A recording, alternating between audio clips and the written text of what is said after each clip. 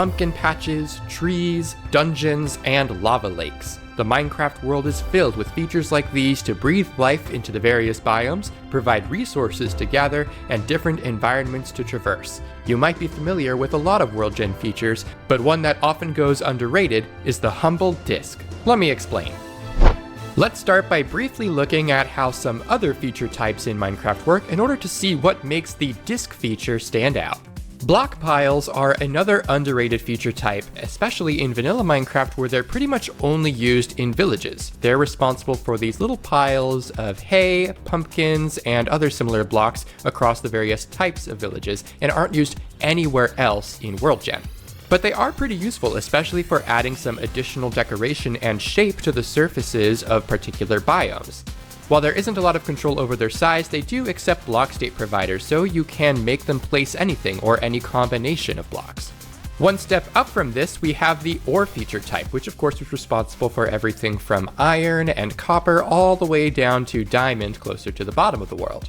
This is a very robust feature because in addition to being able to support multiple sizes owing to the various shapes and quantities of ore blocks that you can find depending on the type of ore that it is, ores also support not only a block state provider, which is why of course we have diamond, redstone, iron, copper, and all these other different ores all done with the same feature, but also support a target condition for the types of blocks that they're able to replace, and that is able to change which block state provider actually gets used, which is why we have both deep slate ores as well as regular stone ores, depending on what blocks the ore feature replaces, all done with the same feature. Unfortunately, while we can change the size of the ore feature with a simple integer, this isn't a one-to-one translation to how many actual ore blocks it attempts to place, much less actually get placed. That's done through some calculations as well as just a factor of the available space, the available blocks that it's able to replace in which it attempts to generate in. So while we can configure the size in a way that we can't for block piles, it's not super duper accurate or controllable. Vegetation patches are one of the most powerful features in Minecraft, which is why I've talked about them before in some previous videos. Although in vanilla they are only used for the floor and ceilings of lush caves to handle placing all of the moss, this clay with water typically inside of it, as well as the glowberries and spore blossoms on the ceiling, they have so many more applications to new worldgen projects and even frankly could be used more in vanilla. And while they are incredibly powerful and robust, even they do still have some limitations that they can't really work through on their own. The main one being that while you can define any number of blocks that the vegetation patch is able to replace, and you can define a block state provider for what those blocks get replaced with, you can't do target conditions like you can for ores. So you can't have it have a single vegetation patch feature that is able to replace both deep slate and clay, for example, and replace the deep slate with moss, but the clay with pale moss, as an example. This is where the unique power of discs comes into play. Discs are a feature that you've probably totally glossed over, but have nevertheless encountered and engaged with every time you've played Minecraft. They are responsible for these very circular shapes of sand, gravel, dirt, and especially clay that you find typically at the bottoms of rivers. Let's head into a flat world to see what makes discs such an underrated feature, especially when we compare them to everything we've talked about with regards to both ores and vegetation patches. I've set up this flat world so that we can look at and demonstrate all the ways in which discs are used in vanilla Minecraft, as well as how configurable they are and some new applications in which they could be applied. Starting off with, as I said, discs are used in vanilla Minecraft primarily for the discs of clay, sand, and gravel that you find at the bottoms of rivers, but they're also used in, for example, mangrove swamps, where they replace some of the mud that is placed by the surface rule with grass blocks or dirt. Discs are also used in the ice spikes biome to add some patches of packed ice to the ground and just help break up and texture the surface, and indeed this is their primary intended purpose. Discs are also very configurable. You'll notice that all three of these appear at different sizes and of course are placing different blocks. You can control the X and Z radius that discs are able to appear at, which can go as low as 0 to place just a single block, or as high as 8 to place a really wide radius disc like this. It's always going to look roughly like a circle here. Depending on size, it might end up looking a little more like a diamond or get some kind of boxy shapes here. But of course, that's just a matter of working in a voxel game. Disks also have a half-height field, which controls approximately the height of the disk. The reason that it is defined as a half-height is because it basically determines the height branching out from the middle rather than going from the bottom up or top down. The half height has a maximum of 4, which is what I've set this disk to, so although we have 5 blocks here above the surface that are replacing air with gold, if we dig down a little bit, you'll see it's also replacing grass blocks with gold blocks, but going deeper, I've set it so that this disk will replace dirt with gold ore, and that goes down just a little bit deeper. This gives us a total height of 9 for this disk, the original layer plus the 4 blocks on the top and bottom for the half height. And that's just the beginning of illustrating the kind of rules that we're able to configure for how disks are able to affect the blocks that they replace. So for example, if I start by placing just a random patch of gold blocks, emerald blocks, and diamond blocks here, we can go ahead and place a disk on top of that that'll treat each of those blocks a little bit differently. Anywhere where there was already gold blocks is going to get replaced with air, those diamond blocks are getting turned into diamond ore, and it's not replacing the emerald blocks at all because I set it as not one of the blocks that the disk is able to replace, so it just kind of covers over them. These rules are used pretty sparingly in the vanilla applications, pretty much only here in the mangrove swamp example, where it replaces any mud that has water on top of it with dirt instead of grass. And this is possible thanks to the built-in block predicate filter that we're able to define both for the disk overall as well as any given rule that we want to apply. And of course, you don't have to replace blocks one-to-one like that. As with any block state provider, we can do something like a weighted state provider. So this disk is at the maximum size and is just set to replace grass with a mixture of grass blocks and podzol. Now, the behavior of disks and how they actually placed is pretty interesting. If we place this disk, for example, you see how we get almost this perfect checkerboard pattern. And this is really just an artifact of the way in which disks get evaluated and the rules get evaluated as it gets generated and placed into the world. This disk, for example, is set to be able to replace grass blocks with white concrete to start with, but it has an additional rule to place black concrete in any blocks that already have a white concrete adjacent to them. And for some reason, just the way that the disk happens to be calculated and get placed, we end up with this funny checker situation that gets just a little bit funny right over here. There's not really a natural, practical application for this exact behavior. This is mostly to demonstrate the kind of quirkiness of how disks actually get placed. But there are some examples of how this could be applied more organically into a world. This disk, for example, is using 3 such states instead of just 2 like that. It first places some sand blocks, and then it has a similar rule to place any sandstone in blocks that are adjacent to sand already, and then lastly it places some red sand anywhere that is adjacent to sandstone blocks. And that creates, with 3 states, this much more wave-like situation here. If we start placing a bunch of these disks in the same spot, it ends up looking really trippy very quickly. Now, these are some examples of just kind of regular disk applications, but because of the behavior of those rules and the fact that we can apply multiple and different rules to the same area that gets affected by a single feature, disks have some really unique applications that just aren't very explored. Say you have some kind of relatively hilly or uneven terrain like this in the Nether. I'm doing this with just a random patch of disks with some really basic rules, but that's not the important part here. If we wanted to apply some new behavior and change the way that this terrain ends up being shaped or what is on this terrain, you could use something like deltas to place some kind of pools of lava along the sides, or you could do something really robust and place a disk. This is a single disk feature that has changed this terrain in a variety of ways, and it takes advantage of one quirk in particular that disks obey, which is that they get evaluated from the top down rather than from the middle out. So we have a number of rules here that are all being checked and applied to each layer as it goes down one at a time. And the way they end up behaving when they get calculated in that way is that we first get a few blocks that are noticing, hey, I'm an air block with a solid block below me, so I'm going to use a weighted state provider to replace some of these blocks with fire, or in this case, soul fire. It becomes Soulfire because an additional rule that we have applies to the next layer that checks, hey, I'm a solid block, and there is a non-solid block above me, either air or fire. So I'm going to become Soul Sand if there is air adjacent to me. Or if there's no air adjacent to me, like we have with this entire interior section here, then I'll become Lava instead. And that creates these really cool pools of lava with no lava falls. They're completely enclosed in this Soul Sand shore here. And then finally, the next rule that gets applied checks if it's a solid block that has a solid block above it, and if so, then it just places some netherrack. All of this is done with just a single disk feature, as you can see here should we take an aerial view of the area that it has affected. But it's applied 1, 2, 3, 4 changes to the terrain that was here.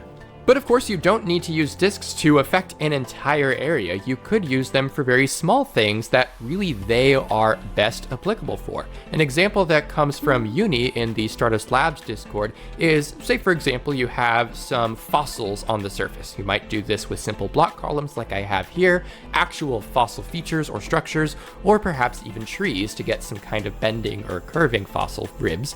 But because of the way that they generated, because of the way that you made the feature or the feature that you happen to choose, they don't extend underground, and you would like them to. So we can use a disk feature that is able to replace any block, but only if there's a bone block above it, and that ends up placing another bone block. And because of the height of disks, we can make that extend quite a bit further down, so that we end up with fossils that look like they are half or even mostly buried underground and only barely sticking out of the surface.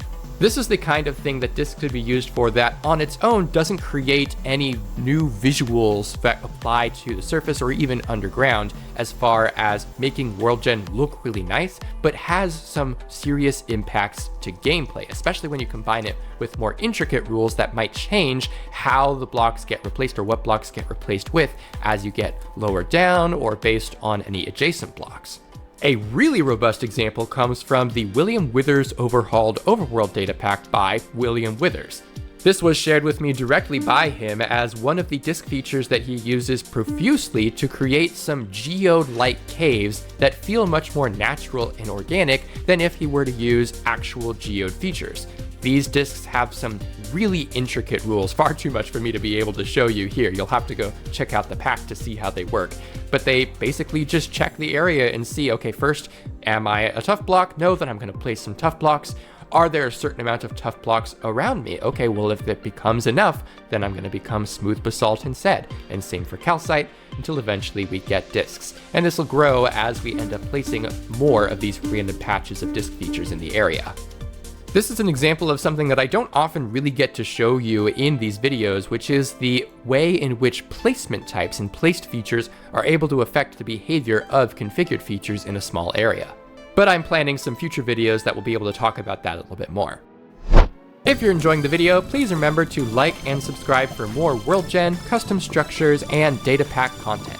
If you'd like to learn how to make custom features or get into worldgen more broadly, check the link in the description for my very thorough written guide that I made for Datapack Hub.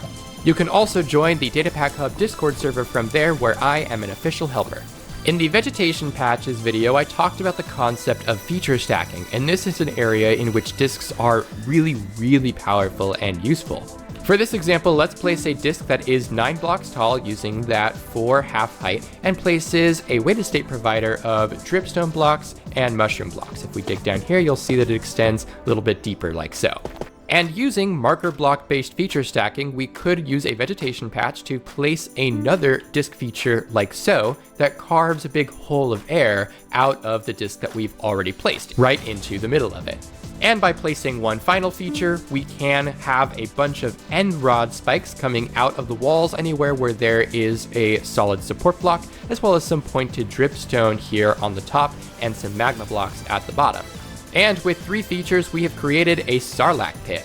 This is a totally natural looking feature that you'd be able to place in your worldgen project to populate something like a desert, or if you change the block palette, it could probably fit in many other places as well to be a very cool and visually exciting worldgen hazard for your respective biome. And frankly, it probably could be done with 2 features. I got a little bit lazy and did a second feature just for the air to carve out the disc, but you probably could incorporate that into the third feature that places all these teeth. However, you may have become wise already to the real power that discs afford to other features, which is their ability to replace large amounts of blocks in very much the same way that geodes are able to, but in a much more performant and controllable manner. So for example, if we place a big pile of basalt here, this is a really cool feature that is used in the Nether in the basalt deltas to create these really awesome shapes and make just some really cool and rocky terrain. But unfortunately, though their size is somewhat configurable, the block that gets used does not use a block state provider. It's just hard-coded to basalt. But if you were to use either feature stacking or just a lot of feature spam with placed features, you could use discs to replace the entire thing with packed ice or whatever other block you want that better suits the biome that you're placing this feature shape into.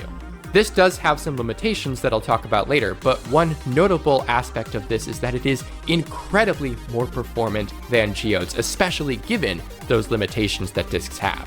This major difference in performance was only recently discovered, once again by Uni in the Stardust Labs Discord. But it has already changed the game as far as replacing large amounts of blocks, especially for replacing features. And there's a lot more applications of this. Previously, I've brought up coral as the holy grail of things that would be great to be able to replace in large amounts. And because of their varied nature, that is a little bit difficult with geodes. You have to either have a different geode for every single type of coral block that you want to replace with something else, or you need to make all of these blocks able to be replaced by a single geode and just get turned into one block. Discs do not have that limitation. This next example is one that was shared with me by Conchi, once again in the Stardust Labs Discord, and is used in her data pack cliff tree.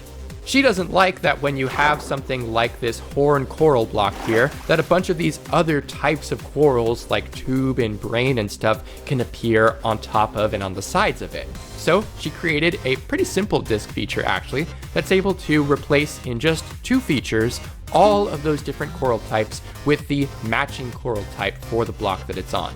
Looks like we missed one here just due to the size of disc that I happened to use for this example, but obviously everything else ended up getting replaced with the appropriate horn coral fan or horn coral type on top. Another concept that was shared with me by Uni is the potential to use vegetation patches in combination with discs to have a much more control of the surface and without the circular artifacts that discs often leave behind. So if we have some stone like this that once again I've just created with some random patches of discs, then we can go ahead and place a vegetation patch over it. You'll notice that it is in largely the square shape rather than the circular shape that we would get from a disc. But all the vegetation that is getting placed by the vegetation patches are 0 radius discs with 4 half height and are placed a little bit downward to be able to hit and affect more of the ground. This disc has a number of rules that first checks if there's air block above the solid block that it's replacing, and if so, replaces it with terracotta. After that, it's going to check if there's terracotta above that block and replace it with yellow terracotta, and then same for brown, checking if there's yellow above it. Where it gets really cool is if I carve in here, where we have terracotta, then yellow, then brown, then white, checking for brown. Then we have brown, checking for white again. And if we were following all the same rules, then this block down here would be white because, oh, there's brown terracotta above it. But it's not following the same rules. The white terracotta is checking only if there is brown terracotta above it.